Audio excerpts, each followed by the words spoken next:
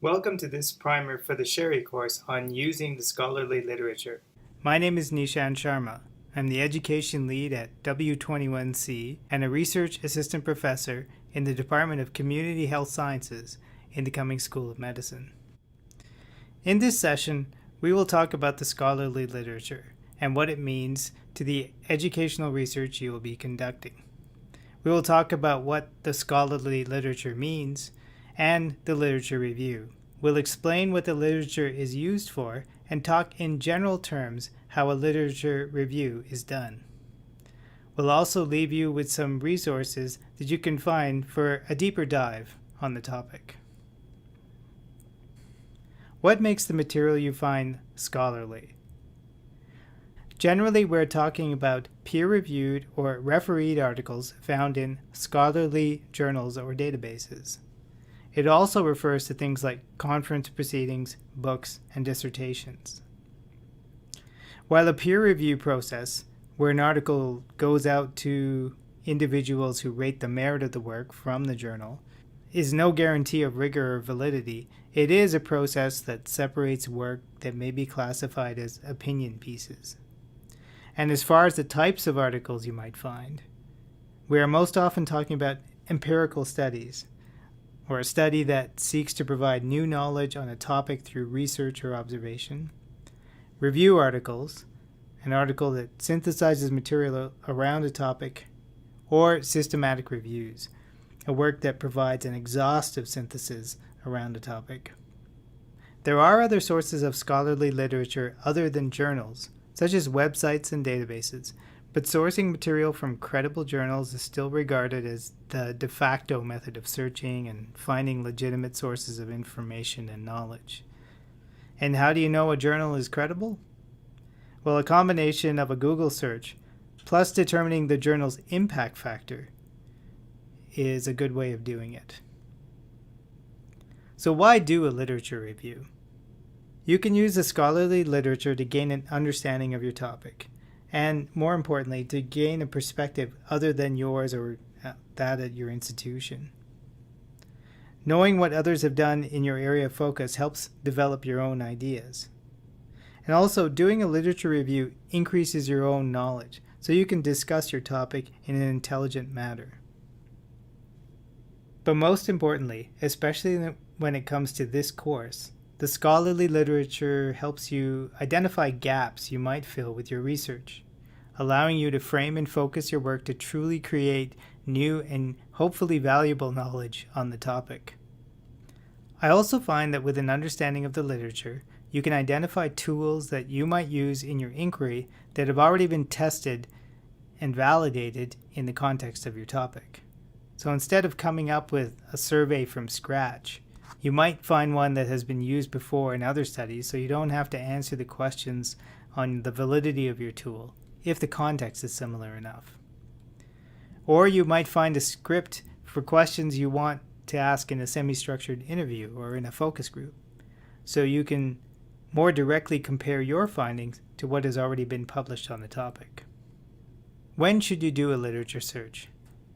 Really, you should be doing it right from the start, right as you begin to explore your topic. You'll also find yourself going back to the literature more often in the early phases of your study as you refine and focus your ideas. The feedback we give most often is that a research question is just too broad, and doing a literature search actually helps you narrow your focus. But sometimes you can actually get so specific that the findings of that particular question you might be trying to answer are so focused to a local context that it's the lack of generalizability that will make it of little value to others. So there is a balance to be struck. A literature review at the start of your study will, as we said, help you focus, clarify, and frame your inquiry. How do you do a literature search?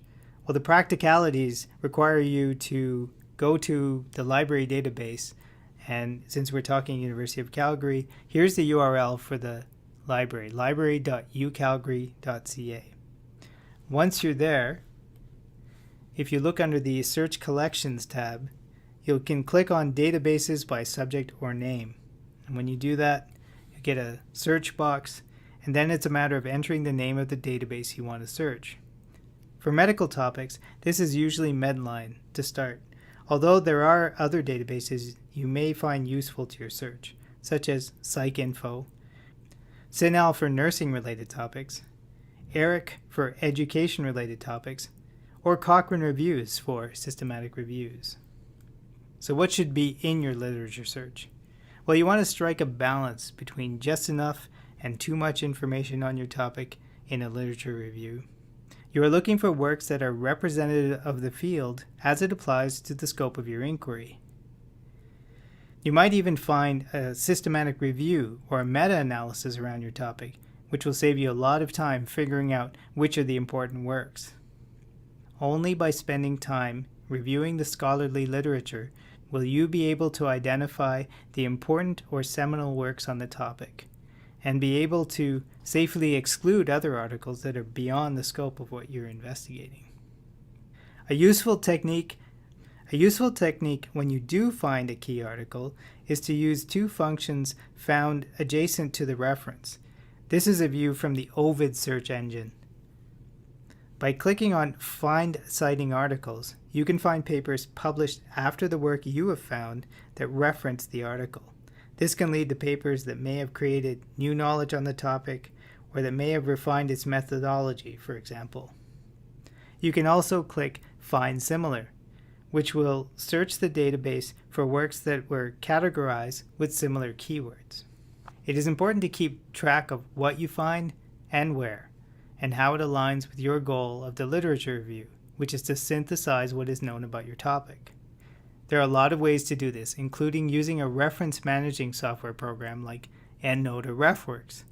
But here is a simple synthesis matrix that you might start with, as pointed to from a library guide here at U of C. In each row, you put down a major point you want in your review, and each column is an author or an article and what they have said on the topic.